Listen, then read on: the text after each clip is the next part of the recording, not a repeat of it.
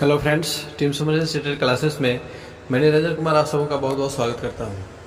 आज हम लोग सीडीपी के क्लास फर्स्ट की ओर बढ़ेंगे और सीडीपी के क्लास फर्स्ट में हम लोग सबसे पहले सीडीपी के सिलेबस को समझेंगे, क्योंकि किसी भी चीज़ की आप तैयारी करते हो तो उसका सिलेबस जानना सबसे बेहद ज़रूरी चीज़ होती है। यदि आपको सिलेबस पता नहीं है तो आप बेहतर तैयारी नहीं कर सकते हो। ठीक है, तो सिलेबस क्या है इसका, इससे सबसे पहले समझेंगे। तो सीडीपी यानी कि child development and pedagogy, child development and pedagogy. तो इसमें देखिए कि इसी नाम में सिलेबस छुपा हुआ है, चाइल्ड डेवलपमेंट का पार्ट और पेडागोजी का पार्ट, ये दो अलग अलग पार्ट हैं। और सीडीपी सबसे इम्पोर्टेंट होता है। क्यों इम्पोर्टेंट होता है? क्योंकि सीडीपी ना केवल सीडीपी सेक्शन में काम आता है, बल्कि इसके जो अदर सेक्शंस हैं, मैथमेटिक्स है, ईवीएस है, आपका लैंग्वेज पेपर है, तो उन बाकी के जो 4 पेपर हैं, तो उन 4 पेपर्स में भी पेडागोजी से सवाल पूछे जाते हैं। ठीक है, और ये पेडागोजी से जो सवाल पूछे जाते हैं उसमें कहीं ना कहीं सीडीपी के जो सिलेबस हैं उससे सवाल आते हैं। उसका मेंशनिंग जो है वो उन सारे सब्जेक्ट के पेडागोजी में होता है, इसलिए हमें सिलेबस के बारे में जानना बेहद ज़रूरी है। तो जो सीडीपी का जो सिलेबस है यह 3 पार्ट में बटा हुआ है। जी हाँ, 3 पार्ट में बटा हुआ है। और जो पहला पार्ट है, सबसे पहले हम लोग लेवल के अनुसार चर्चा करेंगे। पेपर फर्स्ट, लेवल फर्स्ट जो हमारा है, पेपर फर्स्ट 1 to 5 के लिए, उसके बारे में सबसे पहले चर्चा करते हैं। चूँकि दोनों पेपर के जो सीडीपी हैं वो सेम है, थोड़ा सा अंतर है। क्या अंतर है इसके बारे में हम लोग चर्चा करेंगे। तो पेपर फर्स्ट की चर्चा करते हैं। तो पेपर फर्स्ट हमारा जो है और पेपर सेकेंड हमारा है, दोनों ही सीडीपी के 3 सेक्शंस हैं। तीनों सेक्शन एकदम इक्वल हैं, कहीं कोई डिफरेंस नहीं है। डिफरेंस क्या है? डिफरेंस केवल लेवल्स का है, बच्चों के लेवल का है। ठीक है, आप ये ध्यान दो कि लेवल फर्स्ट 1 to 5 ये किस उम्र के बच्चों का लेवल होता है। क्लास 6 में बच्चे पहली कक्षा में जाते हैं और उसके बाद 1 से लेकर के 5 तक, तो 6, 7, 8, 9, 10। ठीक है, 6, 7, 8, 9, 10, 10 से 11 वर्ष अधिकतम आयु होती है 5वीं तक के बच्चों की। तो इसमें यही ध्यान रखा गया है कि लेवल फर्स्ट के जो प्रश्न होंगे वो 11 साल तक के बच्चों के आयु वर्ग से संबंधित होंगे, और लेवल सेकेंड के जो प्रश्न होंगे वो 11 से 14, 6, 7, 8। ठीक है, 11 से 14 आयु वर्ग तक के बच्चों के लिए होंगे। इस प्रकार से ये 2 क्राइटेरिया बनाए गए हैं। बस यही डिफरेंस है और कोई डिफरेंस नहीं है, एक एक टॉपिक सेम है। ठीक है, अब चर्चा करते हैं कि जो 3 पार्ट हैं वो कौन कौन से हैं। तो पहला पार्ट है चाइल्ड डेवलपमेंट, यानी कि बाल विकास का। और ये बाल विकास में टोटल 15 प्रश्न पूछे जाएंगे और 12 चैप्टर्स हैं। ठीक है, 15 प्रश्न बाल विकास से पूछे जाएंगे और इसमें टोटल 12 चैप्टर्स हैं। ये 12 चैप्टर्स कौन कौन से हैं ये आप स्क्रीन पर देख सकते हो। ठीक है, इसका स्क्रीनशॉट भी आप ले सकते हो। इसके बाद जो अगला हमारा पड़ाव आता है, अगली जो क्राइटेरिया है, अगली जो कैटेगरी है सीडीपी के सेक्शन की, वो है कैटेगरी बी। और इसमें 5 प्रश्न पूछे जाते हैं, 3 चैप्टर्स हैं, और इस कैटेगरी का नाम है CWSN विथ इंक्लूसिव एजुकेशन।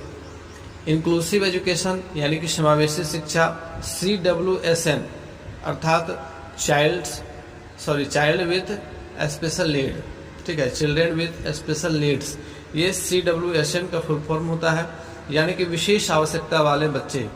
तो समावेशी शिक्षा और विशेष आवश्यकता वाले बच्चे, इनसे 5 प्रश्न पूछे जाते हैं और 3 चैप्टर्स पढ़ने हैं। इन 3 चैप्टर में आपके 5 प्रश्न आ जाते हैं। इसके बाद तीसरी कैटेगरी आती है जो है लर्निंग एंड पेडागोजी, अधिगम और शिक्षण शास्त्र। इसमें आपके 12, 3, 15 और 7 से 8 चैप्टर्स कैटेगरी सी में है, यानी कि लर्निंग एंड पेडागोजी में है। ठीक है, तो इस प्रकार आपका ये जो सीडीपी का सिलेबस है ये कंप्लीट होता है। अब आगे हम लोग चर्चा करेंगे चैप्टर वाइज डिटेल्स क्लासेस की। तो आज हम लोग पहले क्लास की ओर बढ़ेंगे और पहली क्लास हमारी है विकास की अवधारणा एवं बढ़ते हैं इसका संबंध। पहले पाठ की ओर बाल विकास की अवधारणा एवं अधिगम से इसका क्या संबंध है, इसके ऊपर आज हम लोग चर्चा करते हैं। तो फ्रेंड्स, इसमें कुछ सब टॉपिक्स हैं, जैसे विकास क्या है, वृद्धि क्या है, विकास की अवधारणा क्या है और वृद्धि की अवधारणा क्या है। ये दोनों अलग अलग चीज़ें हैं और इन दोनों को हमें समझना है। और फिर विकास के क्या क्या आयाम हैं, विकास की क्या क्या विशेषताएं हैं, वृद्धि की अवस्थाएं, मानव के विकास की अवस्थाएं, इन सारी चीज़ों के बारे में आज हम लोग डिटेल से चर्चा करें। तो बने रहिए हमारे साथ और मैं कहूँगा कि आप एक नोटबुक और पेन तैयार रखें ताकि जो जो मुख्य पॉइंट्स हैं आप उसे नोट करते चलें। तो सबसे पहले हम लोग समझेंगे वृद्धि के अर्थ को। वृद्धि क्या है? जब एक मानव का प्रादुर्भाव होता है, जब उसके उद्भव की शुरुआत होती है, उसके उद्भव की शुरुआत माता के गर्भ से होती है और माता के गर्भ में उसका जब उद्भव शुरू होता है तो सबसे पहले वृद्धि का मतलब हम समझेंगे कि उसके आकार में वृद्धि होती है। एक भ्रूण अवस्था से उसका विकास होना शुरू होता है, साथ ही साथ उसके शारीरिक आकार में वृद्धि होती है। तो वृद्धि का मतलब दैहिक परिवर्तन से, भौतिक परिवर्तन से है, जबकि विकास का तात्पर्य दैहिक परिवर्तन के साथ साथ मानसिक परिवर्तन, सामवेगिक परिवर्तन, क्रियात्मक परिवर्तन इत्यादि परिवर्तनों से है। कहने का ये तात्पर्य है कि विकास का संदर्भ व्यापक है, वृद्धि का संदर्भ शारीरिक परिवर्तन से है। माता के गर्भ में एक भ्रूण अवस्था से धीरे धीरे उसका विकास होना शुरू होता है और उसके बाद जब वह जन्म लेता है, जन्म लेने के समय उसका शरीर, उसका आकार, एक हम लोग कहते हैं ना कि 2.5 किलो का बच्चा है, 3 किलो का बच्चा है या काफ़ी कम वजन का बच्चा है, तो ये हम जो उसका वजन कर रहे हैं तो यह उसकी वृद्धि को हम माप रहे हैं, है ना, वृद्धि को हम माप रहे हैं। तो इसलिए कहा जाता है कि विकास जो है ना वह गुणात्मक एवं मात्रात्मक दोनों है। इसी चीज़ को समझेंगे कि विकास का तात्पर्य उसके दैहिक परिवर्तन, उसके मानसिक परिवर्तन, दोनों तरह के परिवर्तनों से है। एक बच्चा धीरे धीरे जब बड़ा होता है उसके अंदर बहुत सारे परिवर्तन आते हैं, वह बहुत सारी चीज़ों को सीखता है ना, और साथ ही साथ उसके शरीर के आकार में भी बहुत सारे परिवर्तन आते हैं। तो इन दोनों परिवर्तनों को मिला करके हम विकास कहते हैं, लेकिन जिसकी हम मात्रा के रूप में माप सकें, जैसे उसका वजन है, उसकी लंबाई है ना, तो ये वृद्धि दर्शाता है। ठीक है, और जन्म के बाद बच्चों के शरीर में परिवर्तन होना शुरू होता है। जैसे जैसे विकास की अवस्थाएं आगे बढ़ती हैं उसके शरीर के आकार में धीरे धीरे वृद्धि होती है और एक निश्चित समय के बाद उसके शरीर के वृद्धि जो है वह रुक जाती है। लंबाई एक समय आने के बाद 18-20 साल के बाद जो है वह स्टॉप हो जाता है। तो वहाँ पे वृद्धि की एक निश्चित सीमा हो गई, लेकिन विकास जीवन पर्यंत चलता है ना, विकास कभी रुकता नहीं है। विकास का तात्पर्य केवल शारीरिक परिवर्तन से नहीं है, अपितु उसके मानसिक परिवर्तन, सामवेगिक परिवर्तन इत्यादि से भी है। तो हम यहाँ यह समझेंगे कि वृद्धि का अर्थ क्या है। सबसे पहले आप एक नोट पॉइंट लिखिए कि वृद्धि का अर्थ क्या है। तो वृद्धि का अर्थ विकासात्मक मनोविज्ञान में वृद्धि और विकास दो ऐसे शब्द हैं जिसे प्रायः एक जैसा ही समझ लिया जाता है, लेकिन वास्तव में दोनों में अंतर है, डिफरेंस है। क्या अंतर है? तो वृद्धि से तात्पर्य संपूर्ण जीवन काल में आने वाले भौतिक और दैहिक परिवर्तन से होता है। जो भी उस बच्चे के जीवन काल में उसका शरीर जैसे जैसे बढ़ेगा, है ना, उसके भौतिक और दैहिक जो विकास होगा वही वृद्धि कहलाएगी। ठीक है, अर्थात जब एक बच्चा छोटा सा था, 2.5 किलो का था, धीरे धीरे उसके शरीर का वजन बढ़ा, उसके शरीर की लंबाई बढ़ी, है ना। तो ये भौतिक और दैहिक परिवर्तन को ही वृद्धि कहते हैं। इसी बात को स्पष्ट करते हुए गेशेल नामक एक मनोवैज्ञानिक हुए, उन्होंने परिभाषा दी। उन्होंने कहा कि वृद्धि एक ऐसी जटिल प्रक्रिया है जिसमें प्रबल स्थिरता लाने वाले कारक केवल बाह्य नहीं बल्कि आंतरिक भी होते हैं, जो बालकों के प्रतिरूप तथा उसकी वृद्धि की दशाओं में संतुलन बनाए रखते हैं। ठीक है, तो ये वृद्धि का टॉपिक यहाँ पे क्लियर हो गया। अब हम लोग इसके आगे बढ़ेंगे विकास की ओर। विकास का क्या अर्थ है? तो विकास के अर्थ में हम लोग ये समझेंगे कि विकास मात्रात्मक एवं गुणात्मक दोनों होते हैं। ठीक है, मात्रात्मक एवं गुणात्मक दोनों होते हैं, अर्थात उसके शारीरिक परिवर्तन के साथ साथ उसके मानसिक परिवर्तन, उसका सांवेगिक परिवर्तन, उसका क्रियात्मक विकास, ये सारा कुछ सम्मिलित होता है, समाहित होता है विकास में। तो विकास का व्यापक अर्थ है, व्यापक क्षेत्र है। ठीक है, मानव जीवन के प्रारंभ से ही विभिन्न प्रकार के गुणात्मक परिवर्तन घटित होते हैं और इन परिवर्तनों का सिलसिला जो है वह जीवन पर्यंत चलता रहता है, लाइफ लास्टिंग। जब तक इंसान की मृत्यु नहीं हो जाती है तब तक विकास की प्रक्रिया चलती रहती है। विकास एक जीवन पर्यंत चलने वाली प्रक्रिया होती है। तो एक मनोवैज्ञानिक हुई हरलॉक, उन्होंने दरअसल हरलॉक एक महिला मनोवैज्ञानिक थी, इससे आप याद रखेंगे। और उन्होंने एक परिभाषा दिया विकास के संदर्भ में कि विकास प्रगतिशील परिवर्तनों का एक नियमित, क्रमबद्ध एवं सुसंबद्ध पैटर्न है। ठीक है, आप इसे नोट भी कर सकते हो कि हरलॉक ने क्या कहा। तो हरलॉक ने कहा कि विकास प्रगतिशील परिवर्तनों का एक नियमित, क्रमबद्ध एवं सुसंबद्ध पैटर्न है।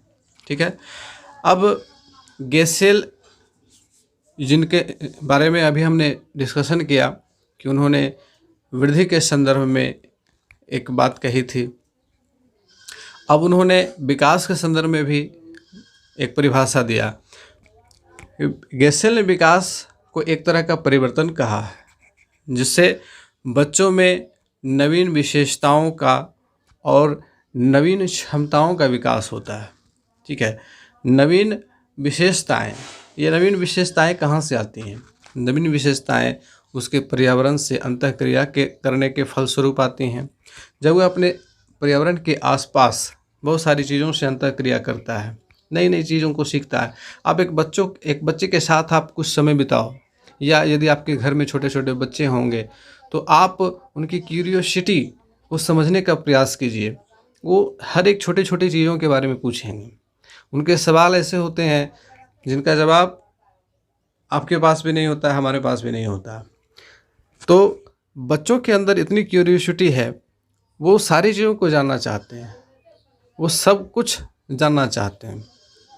तो ये विशेषताएं कहाँ से आती हैं? बच्चों के अंदर ये विशेषताएं कैसे आती हैं? बच्चों के अंदर ये विशेषताएं जो है पर्यावरण से अंतःक्रिया करने के फलस्वरूप आती हैं। तो गेसेल ने क्या कहा कि बच्चों में नवीन क्षमताओं, नवीन विशेषताओं का विकास ही जो है यह विकास कहलाता है। ठीक है, ये परिवर्तन जो होता है, जो बच्चों के अंदर आता है, जिससे नवीन क्षमताएं बच्चों में आती हैं, नवीन विशेषताएं आती हैं। नवीन क्षमताओं का मतलब क्या हुआ? नवीन क्षमताओं का मतलब हुआ कुछ नया करने की कैपेसिटी का होना। ठीक है, जब धीरे धीरे बच्चे बड़े होने लगते हैं तो वो कुछ नया करने लगते हैं, चीज़ों को स्वयं से करने लगते हैं, है ना। सबसे पहले जब वो छोटे होते हैं वे खुद से कुछ नहीं कर पाते हैं, हर काम के लिए उन्हें बड़ों का सहारा चाहिए होता है। दूध का बोतल भी पकड़ करके पिलाना पड़ता है, लेकिन धीरे धीरे बच्चे सीख जाते हैं तो खुद से पकड़ करके पीना शुरू कर देते हैं। तो ये नवीन क्षमताओं का जो विकास हो रहा है ना, यह भी एक प्रकार का विकास ही है। अब इसके बाद एक और मनोवैज्ञानिक हुए एस्टेट। तो एस्टेट ने क्या कहा? तो एस्टेट के अनुसार विकास समय के साथ होने वाला परिवर्तन है। समय के साथ जो परिवर्तन हो रहा है यही विकास है ना। यह एक ऐसी प्रक्रिया है जिसका प्रेक्षण प्रतिफलों के अध्ययन के द्वारा किया जा सकता है। प्रतिफल का मतलब यहाँ पे क्या हुआ? प्रतिफल का मतलब हुआ आउटकम्स, ठीक है, अर्थात जो रिजल्ट हमें बच्चों के परफॉर्मेंस के द्वारा दिख रहा है ना, यही विकास है। तो उम्मीद है कि आपको विकास का अर्थ यहाँ पे समझ में आ गया होगा। आइए अब समझते हैं वृद्धि एवं विकास में अंतर क्या है ना, दोनों के बीच क्या डिफरेंस है, इस चीज़ को समझना भी ज़रूरी है। आप चाहें तो इसे नोट भी कर सकते हो। तो पहला जो अंतर है वो है कि विकास एक व्यापक संप्रत्यय है, ठीक है। विकास का कॉन्सेप्ट वास्ट है, व्यापक है, बहुत विस्तृत है, जबकि वृद्धि एक विशेष प्रकार के विकास का सूचक है ना। हमारे शरीर का जो विकास हुआ वह एक प्रकार की वृद्धि है, लेकिन शरीर के साथ साथ जो मानसिक परिवर्तन हुआ, जो सामूहिक परिवर्तन हुआ, जो क्रियात्मक परिवर्तन हुआ, ये कुल मिलाकर के जो है ना वो विकास कहलाता है। तो विकास का संप्रत्यय व्यापक है, जबकि वृद्धि एक विशेष प्रकार का विकास ही होता है ना। विकास अनवरत चलता रहता है, जबकि वृद्धि की दर निश्चित समय सीमा तक ही होती है। दूसरा अंतर है कि विकास का संबंध मूलतः व्यक्ति की मानसिक क्रियाओं से है। विकास का जो संबंध है वो मुख्य रूप से व्यक्ति के मानसिक क्रियाओं से है कि आप किस प्रकार से सोचते हो, आप किस प्रकार से चीज़ों को सीखते हो, है ना। हम बच्चों को देख करके कहते हैं कि बच्चा बड़ा तेज है या बच्चा बड़ा भोंदा है, तो हमने क्या उसका क्या परीक्षण किया, उसके दिमाग, उसके मानसिक विकास का परीक्षण किया, और तब हमने यह निष्कर्ष निकाला कि बच्चा जो है वो तेज है या फिर भोंदा है। तो विकास का संबंध मूलतः जो है वह व्यक्ति के मानसिक क्रियाओं से होता है, जबकि वृद्धि के द्वारा मूलतः दैहिक यानी कि शारीरिक या फिर भौतिक परिवर्तन घटित होते हैं। तो ये दूसरा मुख्य रूप से जो अंतर है ये है। अब तीसरे अंतर की ओर चलते हैं। तो वृद्धि एक धनात्मक विकास है। वृद्धि क्या है? वह एक धनात्मक विकास है। बच्चा जब जन्म लेता है तो उसके शरीर का जो आकार होता है, उसके शरीर का जो वजन होता है, वो समय के साथ बढ़ते जाता है, ऐसा नहीं कि घटता है ना। तो इसलिए कहा गया कि वृद्धि जो है वह एक धनात्मक विकास है, ठीक है। जबकि विकास धनात्मक और ऋणात्मक दोनों ही प्रकार का हो सकता है। विकास ऋणात्मक भी हो सकता है। कुछ ऐसे गुण हो सकते हैं जो धीरे धीरे घट जाएं, जबकि कुछ ऐसे भी गुण होते हैं जो धीरे धीरे बढ़ें। तो ये धनात्मक और ऋणात्मक दोनों ही प्रकार का होता है। तो यही कारण है कि विकास का स्वरूप गुणात्मक होता है, जबकि वृद्धि का स्वरूप मात्रात्मक होता है, ठीक है। तो इसका सबसे अच्छा उदाहरण यदि आपसे पूछा जाए कि इसका सबसे अच्छा उदाहरण क्या है, तो इसका सबसे अच्छा उदाहरण है वृद्धावस्था, जिसमें घटित परिवर्तन का स्वरूप ऋणात्मक होता है, क्योंकि व्यक्ति की दृष्टि क्षमता, श्रवण क्षमता, जनन क्षमता, इन सारी चीज़ों में भारी गिरावट देखी जाती है। तो वहाँ पे क्या हो रहा है? ऋणात्मक हो रहा है, सारी चीज़ों का वहाँ पे ह्रास हो रहा है ना। तो विकास धनात्मक और ऋणात्मक दोनों होता है, जबकि वृद्धि हमेशा धनात्मक होती है। चौथा अंतर क्या है? तो विकास का संबंध प्रक्रियात्मक परिवर्तनों से है, जबकि वृद्धि संरचनात्मक परिवर्तनों तक ही सीमित होती है। वृद्धि की प्रक्रिया में समन्वय का होना आवश्यक नहीं है, जबकि प्रत्येक प्रकार का विकास समन्वित और समाकलित होता है। अब अगले जो मुख्य अंतर है उसकी ओर बढ़ते हैं कि विकास का एक निश्चित पैटर्न होता है, ठीक है। विकास का निश्चित पैटर्न होता है, जबकि वृद्धि के पैटर्न में घोर वैयक्तिक भिन्नता पाई जाती है। उदाहरण के लिए, प्रत्येक बच्चा पहले बैठना प्रारंभ करता है, फिर चलना। यदि उसने बैठना नहीं सीखा तो वह चलना भी नहीं सीखेगा। परंतु यदि 4 साल का कोई बच्चा है, वो 2.5 फीट लंबा है, तो उसका वजन 10 किलो हो सकता है, जबकि इसी उम्र का दूसरा कोई बच्चा है, उसका वजन उससे कम हो सकता है, डिफर हो सकता है। तो विकास का एक निश्चित पैटर्न होता है, जबकि वृद्धि का कोई निश्चित पैटर्न नहीं होता है। इसमें वैयक्तिक भिन्नता पाई जाती है। ये पर्सन टू पर्सन डिफर करता है ना। प्रत्येक बालकों में एक समान वृद्धि नहीं देखी जाती है। यहाँ तक कि एक ही माता पिता के अलग अलग जो बच्चे होते हैं उनकी वृद्धि भी एक जैसी नहीं होती है। किसी का कद ज़्यादा लंबा होता है, किसी का कद छोटा हो जाता है, नाटा रह जाता है। तो ये व्यक्तिगत भिन्नता का यहाँ पे फैक्टर आ जाता है। तो ये 5 प्रमुख अंतर थे वृद्धि और विकास में। अब हम लोग इसके आगे की ओर बढ़ते हैं। आइए अब समझते हैं विकास की विशेषताओं के बारे में। विकास की क्या क्या विशेषताएं हैं। तो विकास की विशेषताओं को हम लोग कुछ कैटेगरी में बांट सकते हैं, कुछ सब टॉपिक्स में पॉइंट वाइज हम लोग बांट लेंगे। तो इसे आप नोट करते चलें। सबसे पहला पॉइंट है कि विकास की एक निश्चित प्रणाली होती है। ठीक है, विकास की एक निश्चित प्रणाली होती है, अर्थात विकास जब शुरू होता है ना तो वो एक निश्चित क्रम के अनुसार बढ़ता है।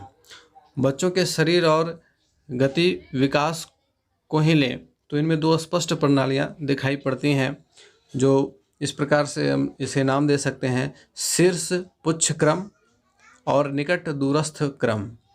अब ये शीर्ष पुच्छ क्रम क्या है? तो शीर्ष पुच्छ क्रम का मतलब है कि सिर से पैर की ओर विकास होता है। विकास का क्रम इस प्रकार से होता है। जब बच्चे मानव जो है जब अपने माता के गर्भ में होता है तो सबसे पहले उसका सिर विकसित होता है ना। सबसे पहले सिर का विकास होता है और उसके बाद जो है धड़ का विकास होता है और फिर धीरे धीरे नीचे पैर की ओर विकास बढ़ता है। तो ये शीर्ष पुच्छ क्रम इसी को कहते हैं। फिर जब उसका जन्म हो जाता है तो जन्म के बाद भी आप देखोगे कि सबसे पहले वह अपने सिर को संभालना सीखता है, सबसे पहले वह अपने गर्दन को संभालना सीखता है। उसके बाद धीरे धीरे उसके बाहें, फिर उसका नीचे का जो धड़ है, नीचे का जो भाग है, फिर पैरों पर वो आता है ना। चलना बाद में सीखता है, बोलना पहले सीखता है, देखना, कुछ इशारा करना, ये सब पहले वो सीखता है। तो इसको कहते हैं शीर्ष पुच्छ क्रम। और उसके बाद है निकट दूरस्थ क्रम। तो निकट दूरस्थ क्रम का मतलब है कि निकट से दूर। अब जैसे हमारे शरीर के जो भी अंग हैं तो उसका भी एक शीर्ष है और एक पुच्छ है। जैसे कि हमारा ये जो हाथ है तो हाथ यहाँ से जो जुड़ा हुआ है तो ये ज्वाइंट शीर्ष कहलाएगा और ये उंगलियाँ जो हैं ये पुच्छ कहलाएगा। तो निकट से दूरस्थ क्रम की ओर विकास होता है। सबसे पहले विकास यहाँ पे शुरू होगा, ठीक है, और उसके बाद बाजू का विकास होगा, फिर कोहनी का विकास होगा, फिर आगे ये कलाई जो है इसका विकास होगा, फिर हथेलियों का विकास होगा और उंगलियों का विकास होगा। तो इस प्रकार से निकट से दूरस्थ क्रम की ओर विकास होता है। उसी प्रकार से यहाँ पे कमर के नीचे से आप जाएं तो जांघों का विकास होगा, फिर घुटनों का विकास होगा, फिर नीचे पैरों का विकास होगा, टखनों का विकास होगा, उसके बाद सोल का, तलवा का विकास होगा, उंगलियों का विकास होगा। तो इस प्रकार से विकास का क्रम निकट से दूरस्थ की ओर बढ़ता है। तो ये पहली विशेषता विकास की। दूसरी विशेषता की ओर हम लोग बढ़ते हैं। विकास की दूसरी विशेषता है कि विकास सामान्य से विशिष्ट की ओर चलता है। अभी सामान्य से विशिष्ट की ओर का क्या अर्थ है? कुछ ऐसी क्रियाएं होती हैं जो सभी बच्चों में कॉमन होती हैं, ठीक है, जैसे हकलाना, बोलना, ठीक है, इशारा करना, वस्तुओं को पकड़ना, छूना, किसी चीज़ को मुंह में रख लेना। धीरे धीरे उसमें जब डेवलपमेंट होता है, उसमें जब विकास होता है तो सामान्य से विशिष्ट की ओर चलता है। अब इसको ऐसे आप समझो कि यदि कोई बच्चा सबसे पहले शुरुआत में गाय को देखता है और वो आपसे पूछता है कि ये क्या है, आप उसे बताते हो कि यह गाय है। उसके बाद अगले दिन वह बैल को देखता है तो क्या वह उसे बैल कहेगा? नहीं, उसे लगेगा कि यह भी गाय ही है। इनफैक्ट यदि वह घोड़े को भी देख ले तो गाय ही कह देगा, भैंस को भी देख ले तो गाय ही कह देगा। तो अभी उसका सामान्यकरण हुआ है। फिर जैसे जैसे वो बड़ा होता है, चीज़ों को समझता है, डिफरेंस करना सीखता है, तो उसमें विशिष्टता आ जाती है। अब वह गाय, भैंस, बैल, घोड़े इत्यादि में फ़र्क करना सीख लेता है। आप लोगों को याद होगा जीन पियाजे का सिद्धांत। जीन पियाजे ने स्कीमा का सिद्धांत दिया था। तो स्कीमा में इसी चीज़ को बताया गया है कि बच्चे सामान्यीकरण पहले सीखते हैं, चीज़ों का सामान्यीकरण कर लेते हैं, फिर धीरे धीरे उसमें समायोजन होता है, उसमें सुधार होता है ना। उस सामान्य से विशिष्ट की ओर विकास की प्रक्रिया चलती है। उसी प्रकार से बहुत सारे जो गुण हैं जैसे कि स्नेह, उल्लास, क्रोध, दया, ये सब विशिष्ट गुण हैं। और ये विशिष्ट गुण बच्चों के प्रारंभ में नहीं आते हैं, बल्कि जैसे जैसे उनका विकास होता है, उनका डेवलपमेंट होता है, तो धीरे धीरे उनमें ये गुण आने लगते हैं। तो इसी को कहते हैं कि सामान्य से विशिष्ट की ओर विकास की प्रक्रिया चलती है। विकास की अगली विशेषता है कि विकास की गति अविराम होती है, अर्थात विकास कभी रुकता नहीं है, विकास निरंतर चलता रहता है, विकास हमेशा होता रहता है। इनफैक्ट जब हम सो रहे होते हैं तब भी हमारे शरीर में कुछ ना कुछ परिवर्तन होते रहता है, हमारी रक्त कोशिकाएं बनती रहती हैं, है ना। तो विकास निरंतर चलते रहता है, विकास की प्रक्रिया हमेशा गतिमान रहती है, इसे रोका नहीं जा सकता है, ये रुकता नहीं है। और हम लोग देखते हैं कि मानव के जन्म से लेकर के कई प्रकार की अवस्थाओं से गुजरता है, शैशवावस्था, बाल्यावस्था, किशोरावस्था, युवावस्था, प्रौढ़ावस्था, वृद्धावस्था। तो ये अवस्थाएं उसके जीवन पर्यंत चलती रहती हैं। तो विकास की गति क्या होती है? अविराम होती है। अगली विशेषता है कि विकास की गति में वैयक्तिक भिन्नता एक बहुत बड़ा फैक्टर है, एक बहुत बड़ा कारक है, ठीक है। विकास की गति में वैयक्तिक भिन्नता होती है और यह जो अंतर है, यह जो भेद है, यह अस्थायी होता है, ठीक है। वैयक्तिक भिन्नता का मतलब प्रत्येक व्यक्ति एक दूसरे से अलग है और उसमें जो विकास का क्रम होगा वह भी एक समान नहीं होगा। हो सकता है कि कोई बच्चा जो है वो बहुत जल्दी सीखता है चीज़ों को, ठीक है, तो उसका मानसिक विकास ज़्यादा हो रहा है। वहीं एक दूसरा बच्चा है जो चीज़ों को धीरे धीरे सीख रहा है, तो उसके मानसिक विकास में पिछड़ापन आ जाएगा, वह कम सीख रहा है। तो इस प्रकार से प्रत्येक व्यक्ति में यह अलग अलग होता है, ठीक है।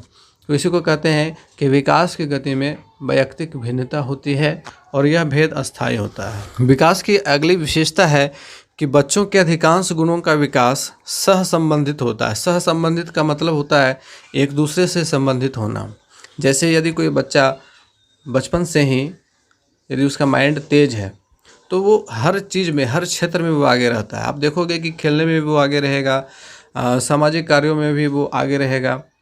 तो उसकी भाषाई क्षमता, उसकी सामाजिकता, ये सारे गुण उसमें सहसंबंधित होते हैं। यदि वह मानसिक रूप से पिछड़ा है तो आप देखोगे कि उसका शारीरिक विकास भी अवरुद्ध रहता है, उसका शारीरिक विकास भी उतना नहीं हो पाता है जितना अन्य जो मानसिक रूप से सक्षम बच्चे हैं, समर्थ बच्चे हैं, उनका जो शारीरिक डेवलपमेंट होता है वो वैसे बच्चों की अपेक्षा ज़्यादा होता है जो मानसिक रूप से पिछड़े होते हैं। तो यहाँ पे विकास के जो गुण होते हैं ना, वह सहसंबंधित होते हैं। सहसंबंधित का मतलब आपको समझ में आ गया होगा कि एक दूसरे से संबंधित होना, ठीक है। अब अगले गुण की ओर बढ़ते हैं। अगला जो विशेषता है कि विकास की भविष्यवाणी की जा सकती है। इट इज़ प्रेडिक्टेबल, ठीक है। इसके बारे में हम बचपन में ही कयास लगा सकते हैं कि यह बच्चा आगे चल कर के काफ़ी अच्छा होगा। बच्चे के शारीरिक विकास को देखते हुए, उसके मानसिक विकास को देखते हुए हम यह भविष्यवाणी कर सकते हैं। हालांकि ये भविष्यवाणियाँ पूरी तरह से सच नहीं हो पाती हैं, ये भी सही है कि पूरी तरह से सच नहीं हो पाती हैं, लेकिन मेजॉरिटी में सच होती हैं। अब अगला जो विशेषता है कि प्रत्येक विकासात्मक अवस्था का अपना विशिष्ट गुण होता है। विकास की अलग अलग अवस्थाएं हैं, शैशवावस्था है, बाल्यावस्था, किशोरावस्था, है ना, युवावस्था, प्रौढ़ावस्था और वृद्धावस्था। तो इन सारी अवस्थाओं का अपना एक विशेष गुण होता है। जैसे शैशवावस्था का अलग अलग गुण होता है, बाल्यावस्था में बच्चों के अंदर जो है वो एक्टिविटी ज़्यादा बढ़ती है, किशोरावस्था में उनकी और क्षमताएं बढ़ जाती हैं, सोचने की क्षमता ज़्यादा हो जाती हैं, उनमें संवेग जो है वो काफ़ी तीव्र होता है। तो इस प्रकार से प्रत्येक विकासात्मक अवस्था का अपना विशिष्ट गुण होता है। अगली विशेषता है कि शरीर के विभिन्न अंगों की विकास की गति अलग अलग होती है, ठीक है। शरीर के डिफरेंट पार्ट्स हैं, सिर है, धड़ है, पैर है। ये मुख्य रूप से 3 पार्ट हम इसको बना सकते हैं, सिर, धड़ और पैर को। तो इनका डेवलपमेंट भी अलग अलग होता है। जब मानव जो है गर्भावस्था में होता है तो सिर का विकास काफ़ी तेज़ी से होता है और सबसे पहले होता है, ठीक है। जब उसका जन्म होता है तो फिर सिर का विकास मतलब धीमा पड़ जाता है, रुकता नहीं है, धीमा पड़ जाता है। जबकि पैरों का विकास अब तेज़ी से होता है, धीरे धीरे वे पैरों पे चलना सीखते हैं। तो कहने का मतलब है कि हमारे जो शरीर है, तो इसके जो विभिन्न अंग हैं उनके विकास की गति अलग अलग होती है। यहाँ पे मानसिक विकास की अवस्था को भी आप देख सकते हो कि जैसे कि युवावस्था में, बाल्यावस्था में सबसे पहले चलते हैं। बाल्यावस्था में जो बच्चे होते हैं उनमें कल्पना शक्ति काफ़ी ज़्यादा होती है, कहानियाँ उन्हें काफ़ी रोचक लगती हैं। फिर ये कल्पना शक्ति युवावस्था तक आते आते परिपक्व हो जाती हैं। वहीं जब हम बात करते हैं तर्क करने की क्षमता की, तो तर्क करने की क्षमता धीरे धीरे विकसित होती है, इसमें काफ़ी समय लगता है ना। तो इसमें भी हम देखते हैं कि यहाँ पे क्या है कि अंतर है, दो अलग अलग चीज़ों का विकास एक जैसा नहीं होता है। तो शरीर के विभिन्न अंगों की विकास की गति अलग अलग होती है। अगली विशेषता है बहुत से ऐसे व्यवहार जिन्हें अनुचित समझा जाता है विशेष आयु के लिए सामान्य और उचित होते हैं। अब ये क्या है, इसे समझेंगे। सबसे पहले हम समझेंगे व्यवहार क्या है। तो व्यवहार कहने का मतलब कि हमारा हम जो कुछ कहते हैं, जो कुछ करते हैं, वही तो व्यवहार है ना। बच्चा, एक छोटा सा बच्चा है, उसके अंदर भी व्यवहार है, वो भी बहुत सारी चीज़ों को करता है, बहुत सारी चीज़ें कहता है। अब व्यवहार को हम लोग प्रायः सामान्य और असामान्य इन दो वर्गों में बांट सकते हैं। यह वर्गीकरण व्यवहारों के स्वरूप से निर्धारित नहीं होता है, बल्कि इस बात से निर्धारित होता है कि किस आयु में बच्चा कैसा व्यवहार करता है। जैसे 2 वर्ष का छोटा सा बच्चा है, 2 वर्ष का छोटा सा बच्चा है और वह रात में सोता है तो टॉयलेट कर देता है, तो यह एक सामान्य व्यवहार है। लेकिन 10 वर्ष का बच्चा यदि रात में सोते समय टॉयलेट कर दे तो यह क्या सामान्य व्यवहार कहलाएगा? नहीं, यह असामान्य व्यवहार हो गया। व्यवहार एक ही था, दोनों बच्चों ने टॉयलेट किया रात में सोते समय, लेकिन एक 2 वर्ष और एक 10 वर्ष का था। तो 2 वर्ष के बच्चों के लिए यह सामान्य माना गया, जबकि 10 वर्ष के बच्चों के लिए यह असामान्य माना गया, अनुचित माना गया। तो इस प्रकार से हम लोग इस चीज़ को समझेंगे कि बहुत से ऐसे व्यवहार होते हैं जिन्हें अनुचित समझा जाता है, विशेष आयु के लिए वे उचित होते हैं। अब अगला और आखिरी विशेषता, 10वीं विशेषता कि सभी व्यक्ति विकास की सभी प्रमुख अवस्थाओं से होकर गुजरते हैं। धरती पर जितने भी व्यक्ति हुए हैं, मानव हुए हैं, वे विकास की सारी प्रमुख अवस्थाओं से होकर गुजरते हैं। ऐसा नहीं है कि कोई बाल्यावस्था के बिना ही डायरेक्ट युवावस्था में चला आया हो, नहीं, विकास की सारी अवस्थाओं से होकर के सभी लोग गुजरते हैं। तो यह 10वीं विशेषता थी और उम्मीद है कि आप लोगों को विकास की विशेषताएं समझ में आ गई होंगी।